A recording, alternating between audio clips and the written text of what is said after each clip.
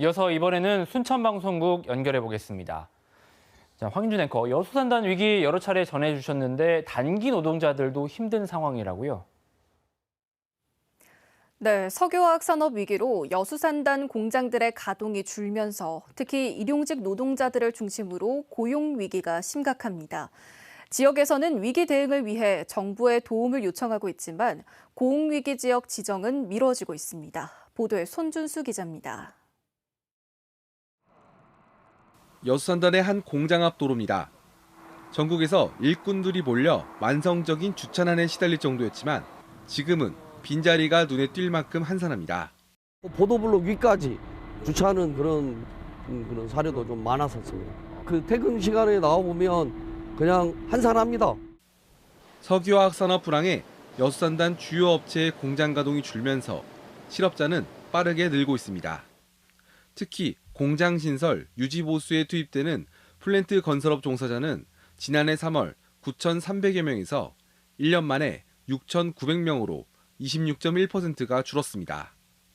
이런 영향으로 구직급여 신청자도 27.3% 급등했습니다. 증가율로 보면 전국 대비 7.6배가 높습니다.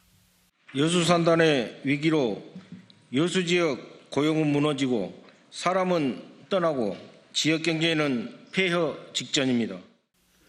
여수시가 지난달 고용위기 지역 지정을 신청했지만 정부 결정이 미뤄지고 있습니다.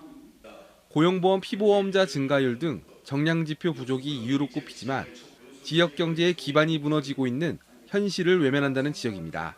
수치로 증명되지 않는 고용의 위기는 무시해도 되는 겁니까? 여수의 위기는 단순한 경기 불황이 아닙니다.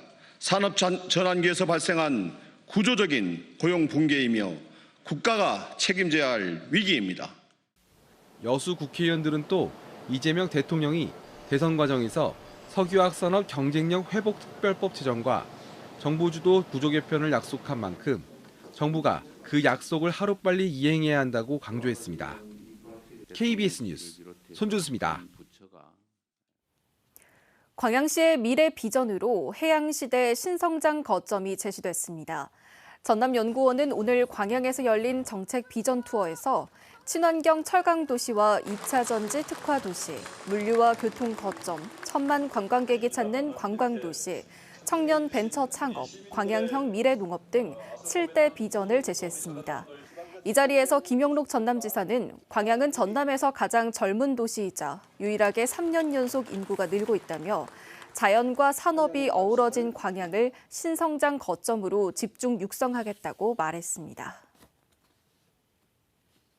고흥군이 고령자 복지와 주거를 결합한 공공임대주택 사업을 추진합니다. 고흥군은 토지주택공사, LH 광주 전남본부와 업무 협약을 맺고 국비 149억 원을 포함해 모두 450여억 원을 들여 아파트 150호와 사회복지시설을 결합한 고령자 복지 공공임대주택을 도양읍 용정리에 건립한다고 밝혔습니다. 이번 사업은 국토교통부 주관 공모사업으로 지역 어르신들에게 쾌적한 주거 환경과 맞춤형 복지 서비스를 제공하는 복합형 주거복지 시설입니다. 순천경찰서는 과속단속 적발에 불만을 품고 차량을 몰고 경찰서로 돌진해 현관문 등을 파손한 혐의로 41살 A에 대해 구속영장을 신청했습니다. A씨는 어제 오후 8시 23분쯤 자신의 차량을 몰고 순천경찰서 현관문으로 돌진해 현관 유리와 청사 내부 벽을 파손한 혐의를 받고 있습니다. 경찰 조사 결과 A씨는 지난 2021년부터 올해까지 과속단속 카메라에 36차례 적발됐으며 이에 불만을 품고 범행을 저지른 것으로 드러났습니다. 지금까지 순천에서 전해드렸습니다.